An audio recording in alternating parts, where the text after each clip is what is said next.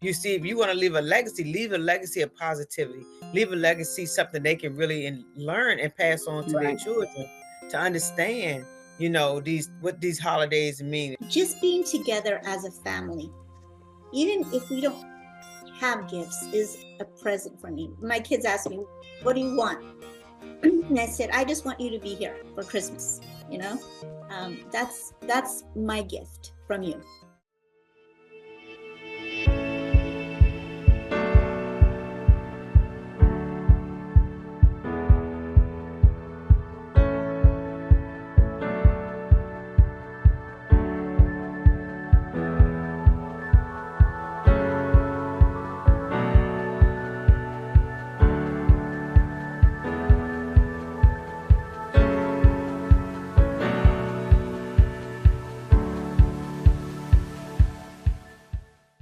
We are going to have some fun tonight. It's the holiday season, December 2024. Can you believe it? I'm Siobhan Shaw, your host of Real Talk, and we are going to get real tonight as we talk about healthy gift ideas and ways to stay healthy during the holiday season. And for some people, the holiday season started near the end of November. Some started decorating the beginning of December, like I did, and then some will be last minute, and then it can extend depending on the culture that you grew up in. It can extend into January. And so what we're going to do is talk about how to stay healthy. So creative ways to stay healthy, traditions that we all use to remove the stress from the holiday season. And we can talk about personal Christmases where things haven't gone well and what would we do different. Let's talk about how we're going to navigate family dynamics, because that is a health issue. It's a mental health issue that people run into because we're all sort of forced to get together as a family. And as we get older, or the sibling rivalries show up, that we understand that The alcohol, alcohol, all kinds of things just overeating, are acting up, right? Yeah. So how do we lower the volume on the drama? I host one year, and I don't do alcohol because I don't drink either. And so that was one of the things that was not permitted in my home. This is my home. So I don't do it, and I'm not inviting it to be done. If you want to do it outside your door, you're fine and welcome. Sodas, no, I don't do sodas in my home. I don't drink them. And I know what they do to people. So no sodas. I'll do that. Your house is off my Christmas list for visiting. Oh no. So I introduced them to, healthy, nice teas, herbal teas. We talk about, did anybody, one year I talked about, did anybody understand what Kwanzaa meant? We did the Kwanzaa. I printed out all this information, and everybody read something different about the different cultures of how they celebrate the holiday. It was something a little different than the usual average, usual, but they had fun at it. It was like, wow, I learned something, and it's about stimulating the mindset. If you take them off the things that cause them not to think, then they don't have to worry about thinking about the things that cause them not to think, because it ain't around for them to think about needing or having or wanting it. You see? So I put stipulations on it because I want people to enjoy celebration without feel like they have to have things that doesn't allow them to help them celebrate. So when they knew they was coming to my home, it was like, oh, okay. Some didn't want to come, and then some said no, because I want to drink my soda. Well, you drink your soda out in the car. That's some BYOB. Oh. So, but at the end of the day, everybody came in. They respected it. We had fun. And it was like, that was cool. That was kind of different. We do have to learn how to get out of our old ways and in our way from enjoying ourselves because of something the bad habits we choose to, partake in. And because I stood stern about it, I was like, okay, well, I want us to have fun. I want us to enjoy drinking good teas and having some good water and some good meals, and not feeling all exhausted and tired after you have it, or got to put your hand in and loosen up your pants or something like that. So we it was fun, even though it was challenging, but it was fun at the same time when they realized that they didn't have no winning battle here. Oh, I that's love so the cool. idea you said about sharing cultures. I'm from Dutch background, so my family's all in the Netherlands, and they celebrate St. Nicholas Day. So it was just last week on the 5th. Some do it on the 6th, and St. Nicholas Day. So they get together as a family, and there are small gifts but meaningful little things, and it might be something like the Anumi toothpaste, but something small. And then what they do is they write a poem about the gift and the person that they're giving it to, and that gets read around the circle. And I think they do have their, you leave the wooden shoe out for the whatever little treats. But I find that it's so neat because the emphasis on any gifts or gathering is first of all small, and then it's got your input to the poem, and then that's that. And then Christmas is reserved. The 25th is reserved for Jesus, and all the gift giving stuff is done at the beginning of the month. So I think that's kind of neat too. Yeah, that's cool. That's cool. You have to really explain the meaning of it, you know, and how important it is. Not to put yourself in that place. It's not about us. That's what people Right. understand. They make it all about themselves and forget the real meaning of it. And I think if people learn that, and like I said, I taught mine in a fun way. We had fun about doing it, and it's not taking away from your children. It's educating your children, because children gonna learn as they grow, and they grow older. Be like, you know what? In my traditional time, we learned da da da da da da da. You see, if you want to leave a legacy of positivity, leave a legacy, something they can really learn and pass on to their children to understand, what these holidays mean. And like I said, when you have your birthday, that's your birthday. That's your born day. You can get whatever you like on your day. But at the end of the day, we're gonna celebrate and understand the real purpose of it. And some people may not do it at all. And you got to understand and respect that. And then some people say, oh, it's a pagan holiday. Well, we know that. That's why you don't celebrate it as a holiday. You see? So you don't have to worry about thinking you're doing it. And they know it's a pagan, all these holidays, but it's how you celebrate and when you do it. You see, if you don't do it on the actual date, it's a different thing. You see? So. Very nice. Wow, I didn't know there was different ways that, well, I knew there was different ways people celebrate, right? But that's refreshing to know that, just because it's been done a certain way all your life doesn't mean it needs to stay that way.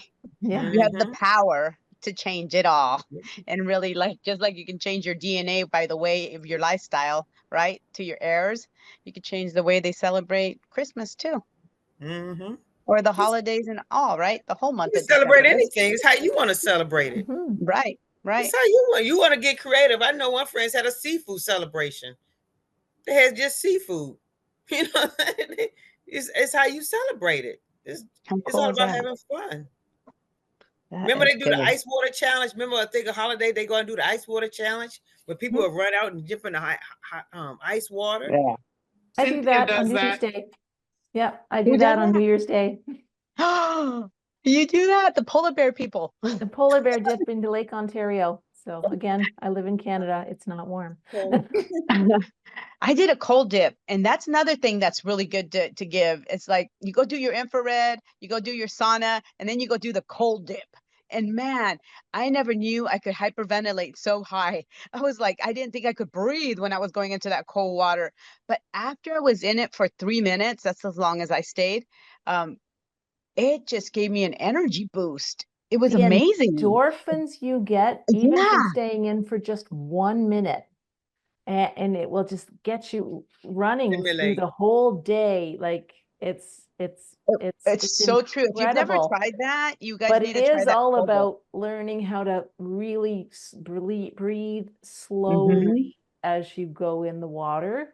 But yeah, when you come out, you get yourself dried off. And the thing is too, the tendency is probably to want to run back to a hot shower after you've come out of that because you're cold, but you've got to let your body warm up naturally. And then, you know, you'll be able to get your whole to-do list and then some done, because you'll have so many endorphins running through to just keep you powered up. You know, that's why they say take a cool shower. Take a cool shower in the morning, not a hot shower. You see, a cool shower helps to stimulate.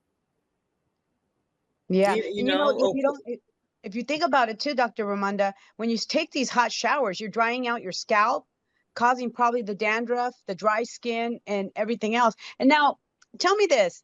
My mom always used to say, don't go outside. You've been in the warm house all day, and now it's all cold, and you're going to get sick. Or the AC is on really high, and it's really cold inside, and then you go out and it's really hot. Do you really get sick from just a climate change?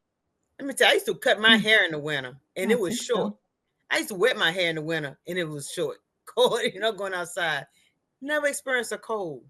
Okay. Knock on See? God's grace and mercy. Never experienced a cold. And my hair was way much shorter than this. And I would have it wet, quarter, and go right out the door like nothing to it. And they be like, never. I guess it depends on your immune system. Depends on your Okay. immune system, first and foremost. Depends on the levels of your blood flow. Some anemics, you know, I got people that has low in blood, all this kind of thing. They probably couldn't handle, but it depends on your blood flow and your you know, your you know how your energy levels are, you know, your immune system, all those things. Because the immune system fight off anything that's invasive if it's in the right place. You see, that Right. means if your immune system is power enough to fight for you, then it'll push off anything that's not of. Right. You know, one of the things that I've noticed about the holidays is sometimes we have people that are by themselves and they really don't have huge families to go gather with. And one of the things that I have found, even with the family that I have a huge family, and yes, they want to gather sometimes. I feel so blessed when I give of my time to others. So, I mean, Mm-hmm. volunteering, I think, would be a great time right now during this season. You know what I'm carrying in the car right now with me? I'm carrying sleeping bags. I'll get them at the thrift store. I'll wash them. I got jackets people donated to me. I have them in the car. As I see people out there, because it's really cold in the evening here, um, I started giving them out and it makes me feel good, you know, that no, I can't take you home and give you a warm bed and a warm meal, but I can give you a blanket, you know, I can give them Right. something to at least hopefully they can get past that night and not be so cold out there. Well, that's one of the things. This past weekend, I participated in a 5K run for the Salvation Army, and it was called the Santa Shuffle. And so we dressed up in our Santa gear and did our 5K run down a snowy path. And it was so much fun. But part of this, the swag they gave us was not just for us. They gave us little backpack bags, those drawstring bags, and in it had water bottles, granola bars, mittens, hat, and they gave them to us to go and give them to a homeless person. So, See, you know, that is as we're out awesome. and You ever about seen in the our own churches that communities, did it? go and give that. You ever seen the It- churches? Our churches here do warm nights. They rotate weeks for them to come throughout the winter. They rotate. Okay. They have food, shower, food for them to rotate them. And then another church may pick it up the next week. Then another church. So it's basically almost through the whole winter. Different churches have picked up for the homeless to come in and be fed, showered, and Wow. wellness, get their dental check, get their haircuts done. I had an idea the other day. I was talking to my daughter, and she works for Chick-fil-A. And I asked her, does your, because every Chick-fil-A has an independent owner, that franchise. So I asked, because she's in management, I asked her, does your Chick-fil-A boss give donation to a charity every year? And she said, I know they give a charity amount, but I'm not sure how much. And she gave me the email to the person that is in charge of that. And what a great way to promote our Foundation for Life. You know, if you know the owner of the business, approach him. What's the worst they can say is no. But our foundation is amazing. I mean, in honor of Bianca Lisenby, you know, we can do our part. And just towards the end of the year, a lot of businesses do give donations because they need the write-off. So it's a great way to, you know, help our donation grow.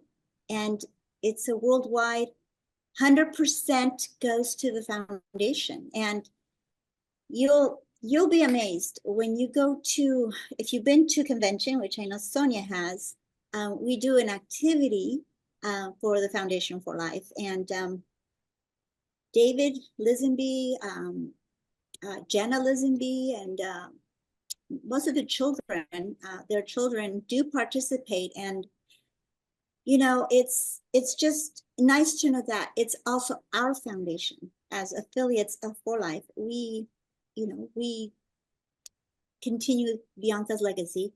And through our loyalty program, we can also contribute, whether it's $5, $10, every loyalty order, every month, we can give back to our foundation, you know? And if we, every single one of us worldwide would give at least $5, we could change the world together. So that's a thought, you know, it's a thought. And we don't, you know, we give what we can, but if we could just let every affiliate we sign up know that we do have a foundation, and it is an amazing foundation, and it helps so many people internationally. And I love that idea of giving for the holiday seasons as opposed to always receiving and expecting to receive. So any foundation like For Life's foundation that are feeding children, help them out. And you know, there's maybe another one that you could you can go to the website right here, down here. It's growingtogive.org. So $5 to the Foundation for Life and $5 to Growing to Give, and you'll be helping feed people around the world. Now let's talk about, because we spent a lot of time on gifts, as I said earlier. So I want to talk about nutrition, because I think most people are just inundated with goodies, candies, baked goods. I grew up in a family where we baked everything from, we started early because you had great granny's Christmas cake recipe, which is a fruit cake, and ours was a dark fruit cake. And I was, as a little girl, I was in charge of spiking the brandy in it for months before, because my mom would make it months and months before, and then it got wrapped in aluminum foil. If I think about this now, it got wrapped in aluminum foil, and then once a week I had to go with the brandy bottle and poke holes in it and then give it a drink. Give it a drink. And so you had this really rich nut fruit cake, like heavy like a brick. It could be a doorstop, but it was actually really good.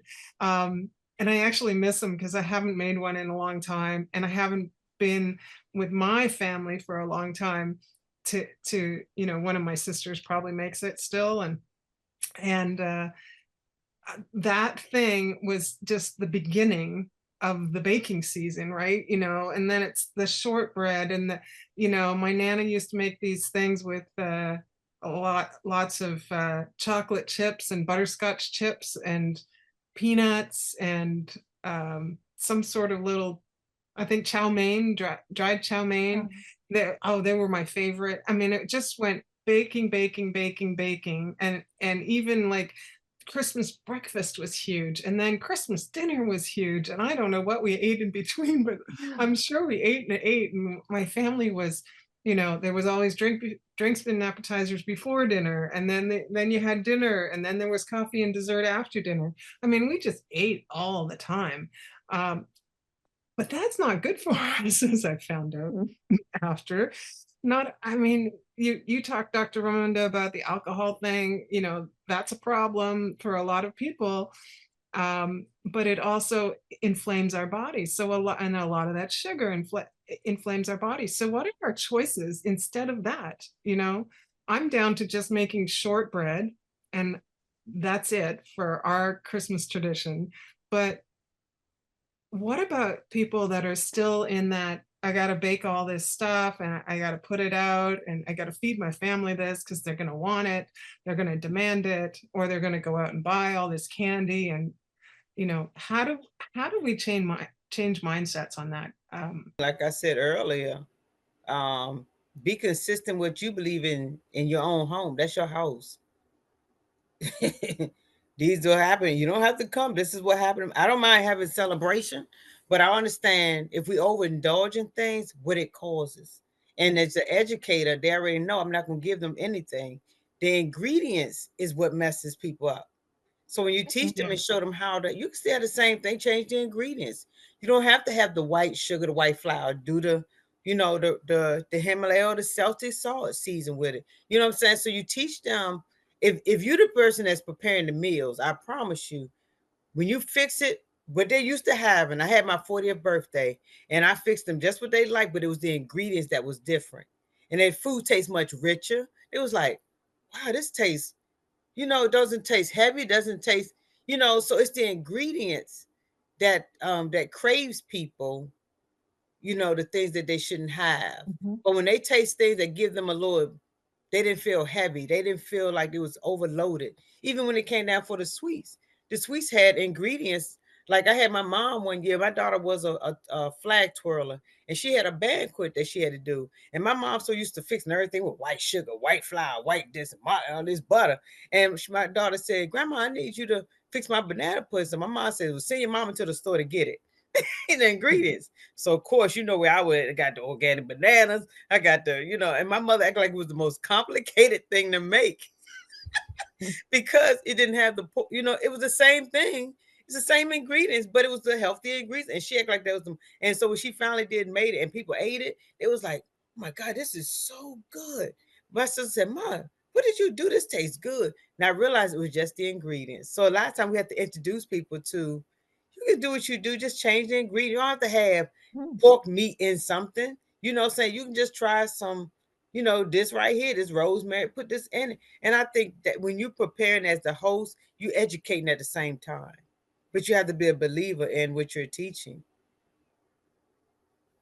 Does anybody You can have find a so Christmas? many recipes Say out again? there to make things healthier. Yeah. Just some swaps like making date butter instead of sugar, or apple butter instead of using sugar in a loaf. Just, a few different swaps out in a recipe, and you can make like something similar, or have some healthy chocolate and your almond butter, and then put the roll out dates on the bottom, and it's like a peanut butter cup, but it's healthy. Even with fresh sweet potatoes, you can cut them up like French fry sticks and put hummus. You see, so it's just. Yeah, but nowadays it's really difficult, like even to eat a salad, because hopefully soon we won't have to worry about glyphosate and genetically modified foods. Hopefully, those are the the things that are our immune systems react to, and it's hard to lose weight when you have you're trying to eat healthy, but our food isn't the healthiest, even if it is healthy, what we call healthy. But yeah, hopefully we'll get good food soon. But I can see it happening for us. I can see it happening. The change, like you said, Gabby, because again, they're gonna start bringing back the farming. Right. I think it would be kind of interesting to see, give people a choice, put it what it was before, and let them try the new version that you created and provide the recipe. Maybe that's the Christmas gift this year, learning about the choices that they're making and how the ingredients and reality might even enhance the food better. I mean, I've never even thought of that. I still stick to the tamales because it was just the easiest thing to pick up from the tamale man. But now, I mean, now you guys are giving me ideas that maybe we need to try something so we can kind of see, hey, look at this. You know, like you said, making a cake, you can make it from almond flour, a lot of other Mhm. flours besides white processed flour, right? And then the butter, the apple butter instead of regular butter. So I mean, I think it has to start with someone, and I guess it has to start with us. Yeah, but the Yeah. thing is, people will eat if you don't if you don't sit there and give a description. People will eat it. They eat yours and theirs. When you start labeling stuff, that's when they be like, "Oh my God, that's too healthy." You know, all that facial. Oh my Okay. God, you know, they give you that. But if you just prepare it and don't sit here and say, "Oh, this is the healthy dish. This is this." You start labeling it. That's when they start getting. Oh, okay. I don't want that because I ain't ready for that yet. But if you just put the spread out there, just put it out there and put it out there, the plates and everything. The salad. Just remember when you do your salads, don't mix the cucumber and tomato together. You know, and if they want to have cucumber by themselves, they can put a cucumber by themselves, but don't put it inside your salad. So it's up to you how you prep the table.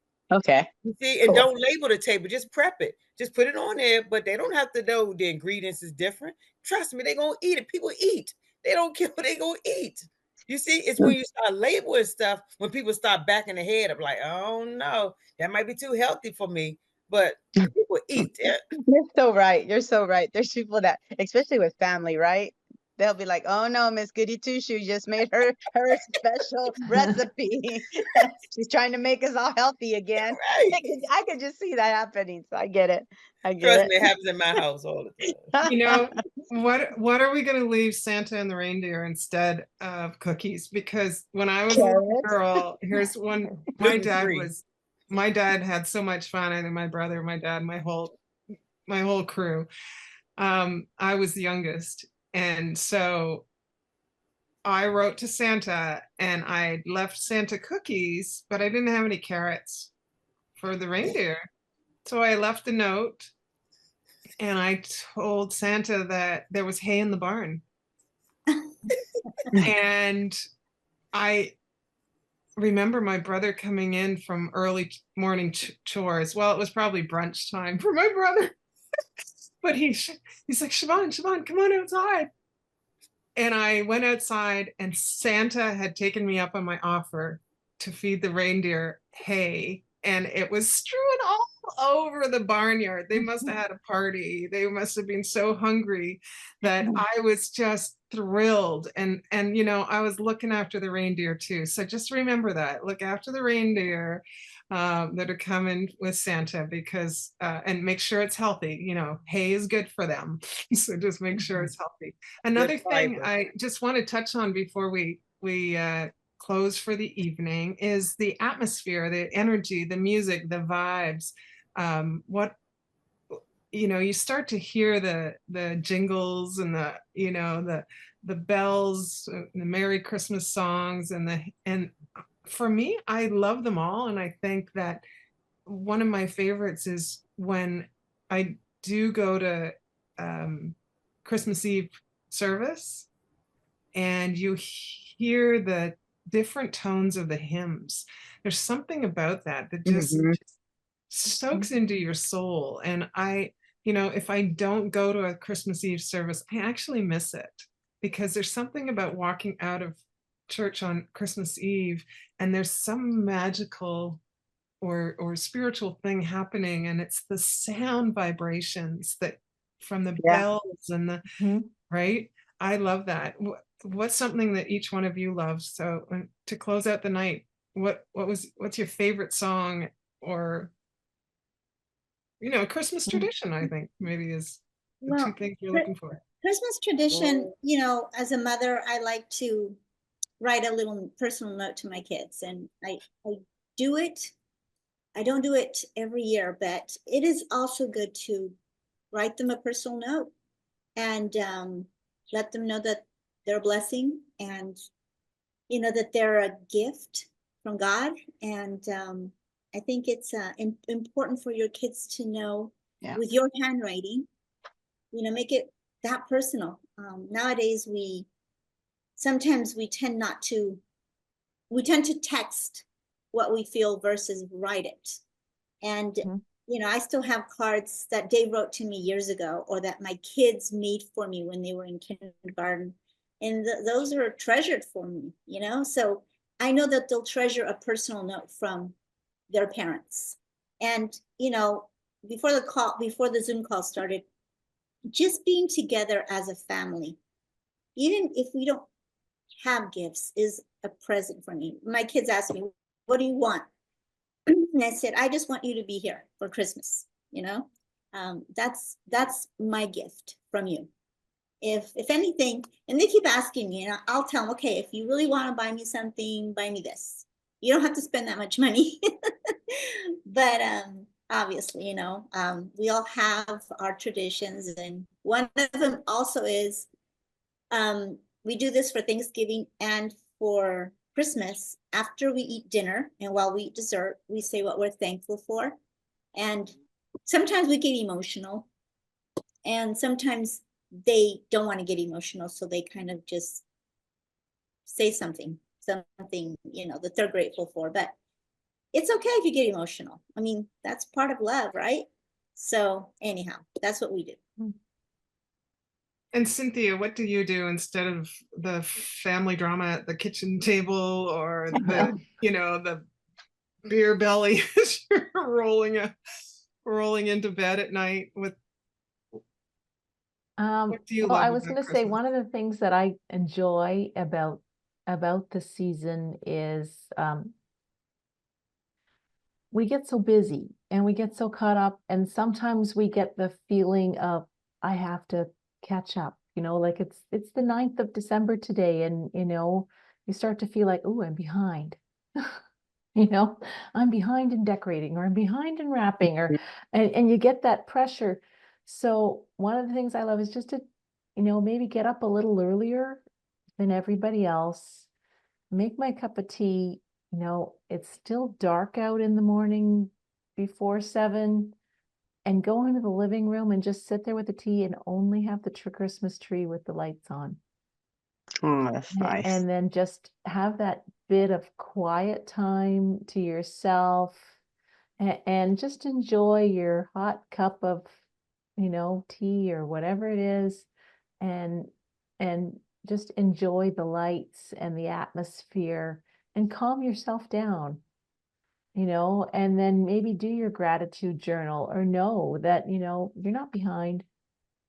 You don't That's have really to good. have things done at a certain way at a certain time, but just enjoy that moment on your own, and then let the day come. Sonia. I think that's just perfect, because honestly, the day will come, right? With all its busyness. And if you can just have a mental health break the first bit of the morning, it's something about your first fruits when you give it to God, or to yourself. In a sense, you're honoring God because you're the temple, right? But I think that was perfect. I know for us, how do we celebrate? We dance. We're dancers in my house. We don't know how to dance, but we dance salsa. We have fun. It's just a joy to be able to get together. We don't have to have a big dance floor. It's a little one here, but we enjoy the company of having. Not as many of us get together anymore like we used to when I was young. All my aunts used to come, but a lot of them have passed now. And my mom's the last one of them, the last sister left. So my cousins try to come, but I think sometimes it's hard because it reminds them that their parents aren't here no more. So I think it's perfect what you said.